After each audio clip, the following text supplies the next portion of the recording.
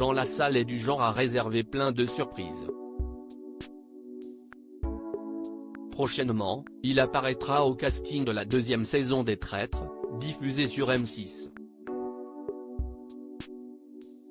Malheureusement, le tournage ne s'est pas déroulé comme espéré pour l'homme politique. Tout comme Marlène Schiappa, Jean Lassalle figure parmi les personnalités politiques qui ne disent pas non au fait de participer à une expérience télévisée. Pour cette raison, il figure parmi les personnalités qui apparaissent au casting de la deuxième saison des Traîtres, un programme présenté par Éric Antoine sur M6. Une expérience que l'homme politique n'est pas prêt d'oublier, d'autant plus qu'il ne connaissait pas le concept de l'émission avant d'être convié pour y participer. Je considère la politique comme un art. Mais je suis quand même un peu allé à reculons dans cette aventure télévisuelle. J'avais à peine lu le règlement du jeu et j'ai mis du temps à comprendre qu'il n'y avait pas un traître, mais 3 à découvrir, a-t-il confié dans les colonnes de gala.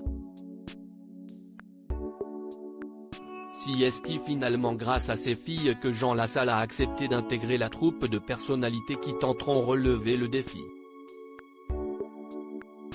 Tu vas sortir de ta zone de confort.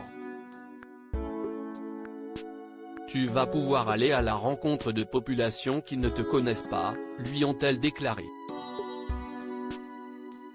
Néanmoins, le tournage ne s'est pas vraiment déroulé comme espéré. Je me suis bougé une vertèbre. Jean Lassalle semble être un joueur particulièrement impliqué. Lors du tournage des Traîtres, l'homme politique souhaitait tellement aller au bout de son aventure qu'il en est ressorti blessé.